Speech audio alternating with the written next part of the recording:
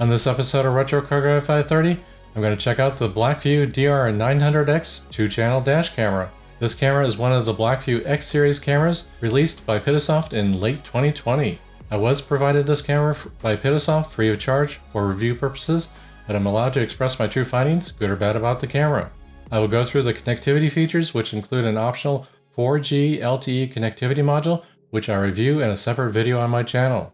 I'll cover the new hardwiring options and new battery protection features. Let's get into it. BlackVue for your safe driving.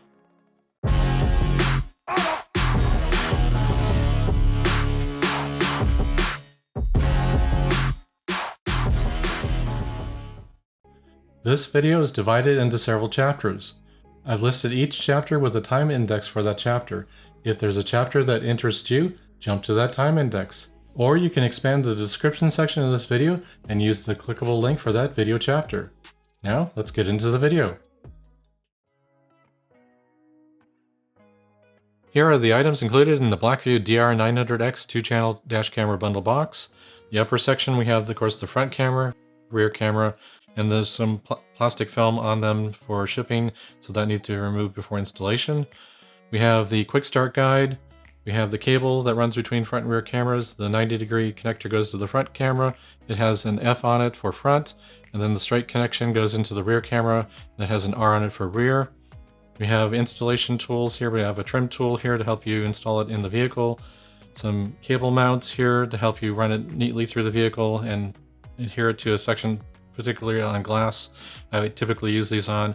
We have replacement adhesive pads in case you need to remove it. In case you have like a windshield replaced, you have replacement mount pads here for it. This particular one has a 64 gigabyte included micro SD card from BlackVue. And then this is a USB type A micro SD card reader, which can be used to read the video files on your computer. We have the standard 12 volt power port adapter here, although the connection into the camera is now a 3-wire capable connection, so the power adapter and wiring that you may have used for a DR900S is not compatible with the DR900X, so you must run the power cabling new for the DR900X, although the video cable is the same between the front and rear cameras. One of the new items included in the camera bundle is this 3-wire hardwiring harness that allows you to hardwire it into your fuse panel to obtain power for your camera and use the voltage monitoring feature in the camera itself to cut off the power to the camera when necessary. If you are considering tapping into a fuse box, using fuse taps, make sure you check out the videos I have on my channel. I'll have a link down in the description section or an info card over on the upper right. But this allows you to power the camera directly, and it gives, with the 3rd wire, it allows it to understand when the ignition has been turned off, the accessory power will be turned off, and it will know to go into parking mode if your camera is configured for parking mode at that point in time. You may decide to power your camera using the included cigarette lighter, also known as power port adapter, but there are a couple things to keep in mind. The battery protection features included in this camera will not be functional when powered in this manner. The battery protection features are only functional when the camera is powered using the 3-wire hardwiring harness. When you plug the power port adapter into a power port in your vehicle, you must make sure that the power port provides accessory, also known as switched power. That way, the camera will not deplete the car battery's charge level while the vehicle is parked. An alternative would be to use a dash camera battery pack to provide the parking mode power to the camera. When the power port adapter is connected to a dash cam battery pack, you can use the traditional BlackVue motion-based parking mode. Motion-based parking mode will detect when the vehicle has been stationary for 5 minutes, and that's when the camera will enter parking mode. When the vehicle starts moving, the camera will exit parking mode. I'm now going to cover some of the specifications for this 2-channel camera bundle. The front camera is a 4K ultra high definition camera. It records at 30 frames per second. It has an 8 megapixel CMOS sensor. The viewing angles are 162 degrees diagonal, 136 degrees horizontal, and 77 degrees vertical. The rear camera is a 1080p full high definition camera recording at 30 frames per second. It has a Sony Staris CMOS sensor at approximately 2.1 megapixels. The viewing angles are 139 degrees diagonal, 116 degrees horizontal, and 66 degrees vertical. You can take advantage of the BlackVue cloud service by connecting to it using the built-in Wi-Fi capabilities of the camera, or by purchasing the optional BlackVue CM100 LTE 4G LTE connectivity module. I will have a review of that product in a separate video on my channel. The BlackVue X series cameras include a new feature called Native Parking Mode. Native Parking Mode allows the camera to enter and exit parking mode immediately based on the ignition system status of your vehicle. That requires the use of a 3-wire hardwiring harness provided with the product to obtain power either from a fuse box or a dashcam battery pack. The new wire added to the 3-wire harness is for the vehicle's accessory power. That's what the camera uses to know when to enter or exit parking mode. If you cannot provide power to your camera using the 3-wire hardwiring harness, and you end up using the power port adapter, you can still take advantage of the traditional motion-based parking mode of the camera. One thing to note is that native parking mode requires the battery protection feature to be enabled within the firmware settings of the camera. If you have the battery protection feature disabled, and you are powering the camera using the 3-wire hardwiring harness, the camera will not enter parking mode when the vehicle's ignition system is turned off. The camera will simply power down in that situation. The battery protection feature includes two things. There's a parking mode cutoff timer which defines the maximum amount of time the camera will operate in parking mode. The second battery protection feature is a voltage cutoff monitor. The camera will monitor the voltage level supplied to the camera, and it will power down the camera when the voltage level goes below the pre-selected voltage cutoff value for more than 40 seconds. In my installation, I have the dash camera hardwired to a dash camera battery pack. I have the battery protection feature enabled in the firmware settings, and I have the cutoff timer set to off, and I have the voltage cutoff set to 11.8 volts. Make sure you select cutoff timer and cutoff voltage setting values that make sense for your camera's installation. This camera supports dual band Wi-Fi of 2.4 GHz and 5 GHz, allowing for quicker file transfers between the camera and your mobile device. This camera supports encoding the video using H.264 AVC and H.265 HEVC video codecs. AVC stands for Advanced Video Coding, and HEVC stands for High Efficiency Video Coding. The main advantage of HEVC is better compression performance without sacrificing image quality. With HEVC being more efficient at compression, it means the camera can store more 4K ultra-high definition footage files on the microSD card. Here on the back and side view, you can see the LTE and Wi-Fi status LED. It serves a dual purpose. When the Wi-Fi networking is on, it will show a white status color, and when the Wi-Fi networking is turned off, you will see a LTE yellow status color if the camera is connected to the optional CM100 LTE connectivity module and it has a 4G LTE connection. On the end, you can see the USB port for the optional CM100 LTE connectivity module. On the left, you can see the end of the camera with the customizable proximity sensor. You can trigger the sensor by moving your fingers near the area identified with the blue dot in this picture.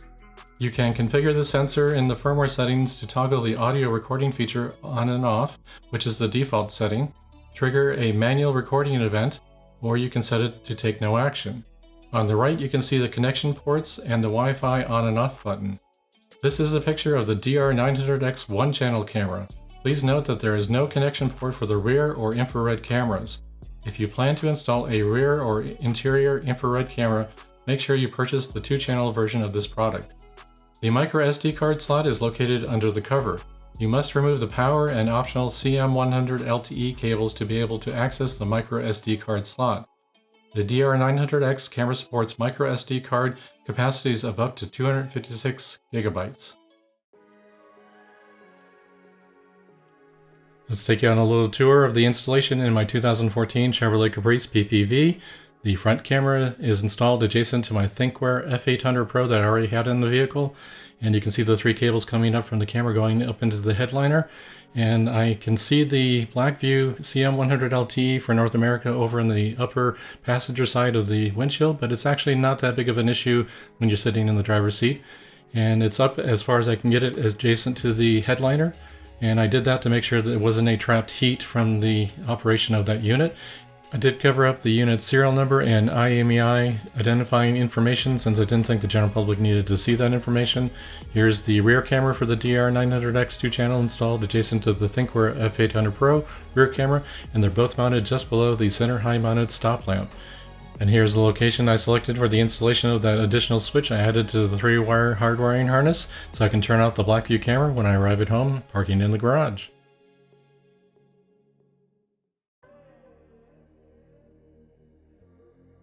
In the upper section, I have the BlackVue DR900X front camera footage. The lower section has the Blue Sky Sea B4K front camera footage. Both configurations are listed in the text in each section.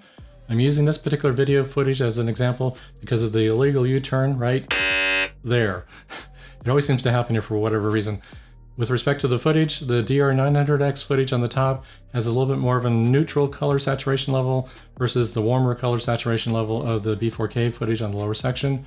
Both have their CPL filters installed, and the focus level of the DR900X is a little bit better, but B4K camera is not that bad at all. And I would say that given the current amount of daylight being a bright sunny day, both are producing reasonably similar video quality. There's a little bit more of a reflection in the DR900X front camera footage, even with the CPL filter installed, but that could be due to the placement on the windshield. Let's compare the rear camera footage. We have the BlackVue camera on the top and the ThinkWare camera on the lower section. We have 1080p footage from both of them, so keep that in mind as you're watching this in a 4K video on YouTube. Colors are a bit more neutral again with the BlackVue camera compared to the very vibrant blues you'll see here in the ThinkWare footage, although there is a CPL filter that might be impacting that on the ThinkWare camera. Now looking at the front cameras, we have the DR900X camera on the top and Blue Sky Sea B4K camera on the lower section. I'm coming out to this road sign here. I'm going to zoom in on that at 300%, and the clarity actually seems to be a little better with the B4K camera in my opinion, but both are reasonably decent quality traveling at freeway speeds down the road here. Now I'm going to switch to individual views here. This is the BlackVue DR900X front footage, and the CPL filter doesn't seem to impact it during the day, but at night it's a big factor. You have to take it off at nighttime. And comparing that to the B4K footage that's coming up here, that's also decent quality, although the CPL filter does seem to impact the focus factor just a little bit. So hopefully that comparison gives you an evaluation of what you might see with the DR900X. I have configured the DR900X 2-channel dash camera to record time-lapse footage in parking mode. I'm going to walk up to the front of the vehicle and hit the windshield to generate an impact event. We switch to the event video file here. The first few seconds is a little jittery, and it's about 6 seconds prior to the event is captured in the video file. It will generate a 1-minute video file for the event, and I put an elapsed timer here to show you it does generate that 1-minute clip. When you do return to the vehicle, it does alert you to, if you have the settings configured correctly, to notify you of the impact event. I do have 2 cameras trying to do that, so here's that audio now. Parking mode off. During parking mode.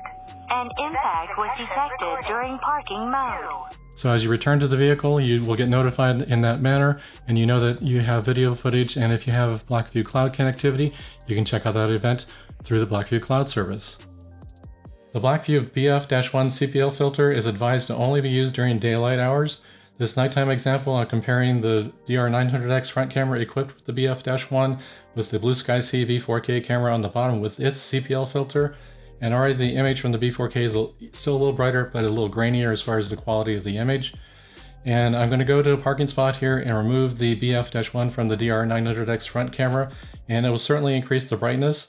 And you'll see in other footage in this review that at night with no ambient light, like in this parking lot here, the DR900X already struggles at maintaining a bright image in the nighttime footage.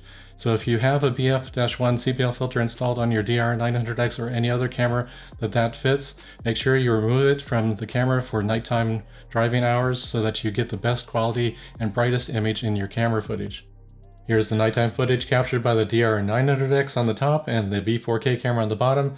The DR900X certainly has a tough time at night, just like the DR900S that I reviewed over a year ago. It almost has tunnel vision appearance to it.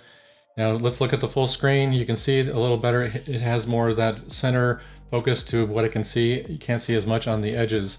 So if you're expecting very bright nighttime footage, even with HDR night vision turned on, it doesn't seem to really enhance this in any real way. And comparing this with the B4K footage now, which still has its CPL filter on, it's actually brighter, a little grainier, but I can see more on the edges. So if there's more taking place on the edges of the footage, I see more with this particular camera, the B4K. While traveling on a weekly route I take for my shopping trip, I discovered this footage that has these red-purple flares occurring in the lower right corner of the BlackVue DR900X front camera, but not in the Blue Sky Sea B4K camera on the right side here. And I reported this issue to Pittasoft after I experienced this over a couple week period of time, and their response was to turn off the high dynamic range night vision setting in the firmware settings for the camera, which I thought was kind of strange because I was beginning to think it was an image sensor issue, but I did turn it off. And then the following week when I took the same route, I didn't seem to see the issue. Although there is a modification to the configurations. I did have the CPL filters installed by this point in time, but on the day before this with no CPL filter, I also did not have any footage of that with red purple flares in the lower right corner. You would have to go to your firmware settings and change the setting for HDR night vision, set it to on only during parking mode, or turn it off altogether. An issue I discovered with the DR900S camera, and I found again with the DR900X, is that the rear camera during file transitions is losing about 21 or 22 frames at each file transition. That occurs every minute. That means for every hour of footage, 44 seconds of the rear camera video footage is lost. To perform this review of the DR900X, I'm using 3 different dash cameras, 2 of which have rear cameras. I have a ThinkWare F800 Pro rear camera, and it does not have any loss of video frames during its file transitions. I'm able to use the F800 Pro rear camera footage to determine when and how many frames are being lost in the DR900X rear camera footage. Plus, I'm able to examine the video file properties. If you examine the video file properties of the DR900X front and rear camera video files, you can see the total duration values are different.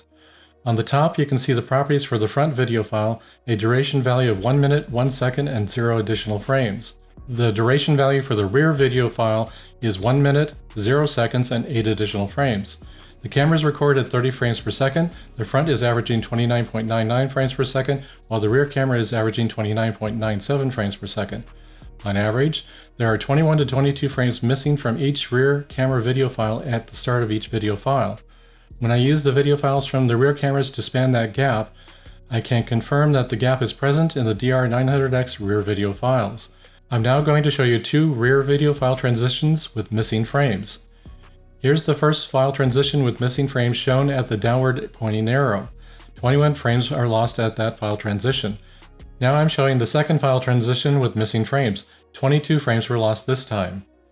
I reported this issue to Pittasoft when I reviewed the DR900S camera in December 2019. The issue is present in the DR900X firmware as well, and I tested the firmware version of 1.005 as of May 2021. Here are my pros and cons for the BlackVue DR900X 2-channel camera bundle after working with it for the last several weeks. First off, it's part of the X series of cameras, including that native parking mode support. It also includes the battery protection features right in the camera, where it can check the battery input voltage and cut off the camera when the voltage goes too low. It's 12 and 24 volt compatible. You have the parking mode cutoff timer as well, so if you only want the parking mode to last for a certain period of time, you can do that straight in the camera right now based on firmware settings.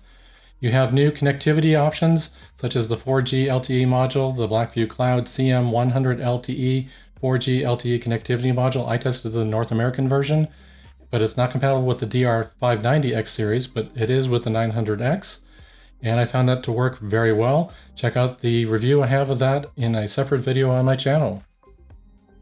Here are some of the features I'd like to highlight for the DR900X 2-channel camera bundle. It's using H.265 video codec by default for that better video compression and better clarity of video stored on the micro SD card.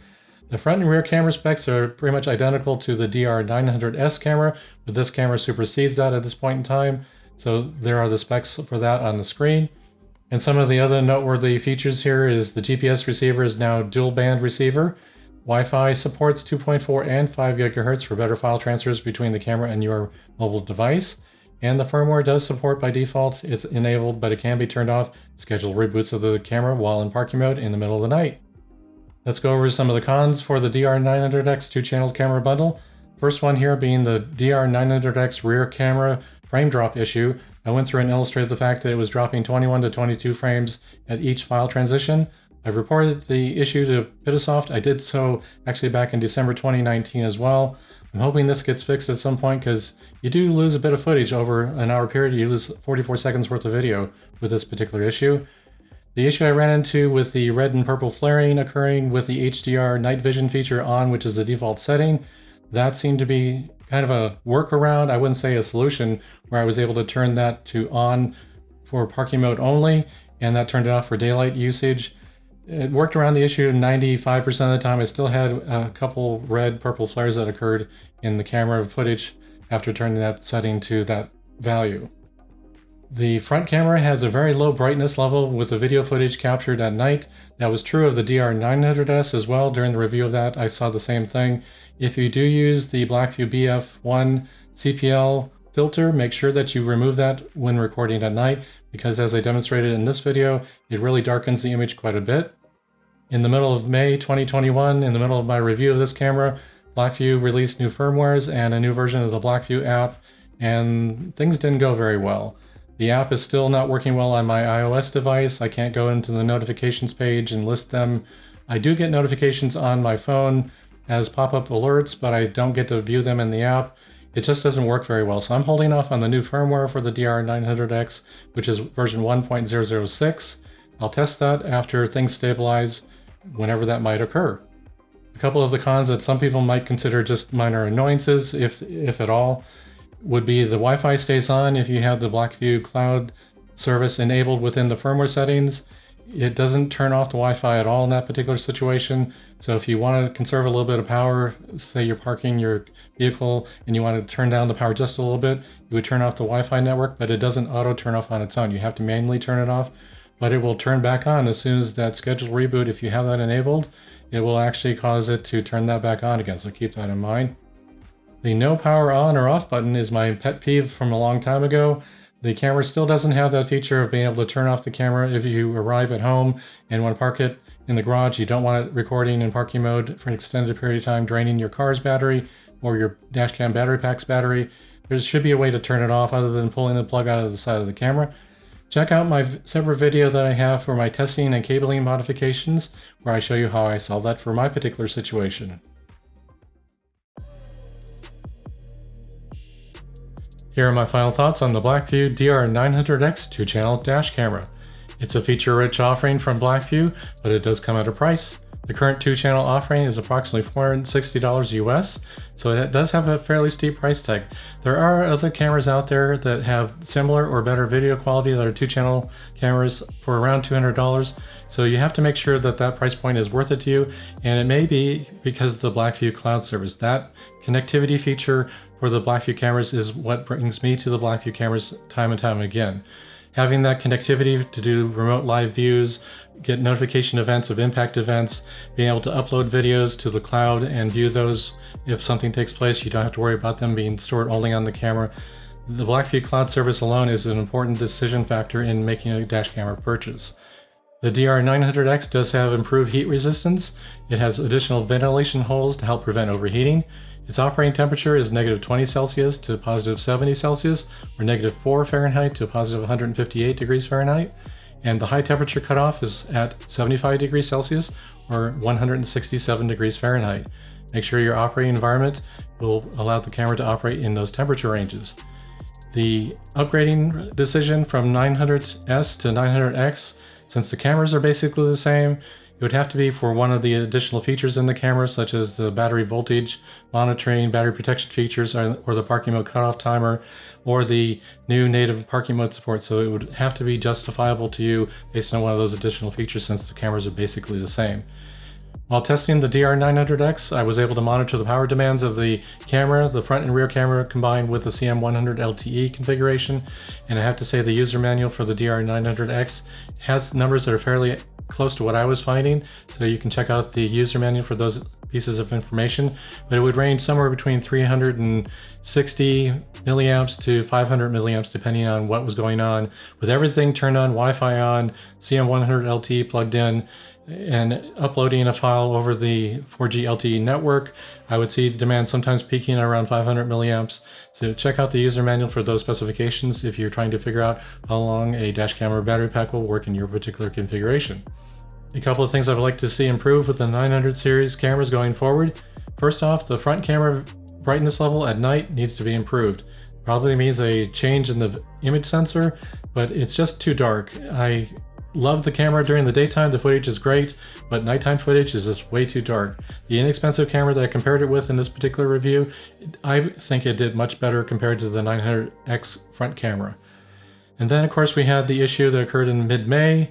We had that issue with the upgrade of the BlackVue cloud service, and then the firmware, and then the BlackVue app. Things kind of went off the rails there from what all the feedback I've been reading. I had the problem with the BlackVue app on my iPhone. It just wasn't the greatest experience.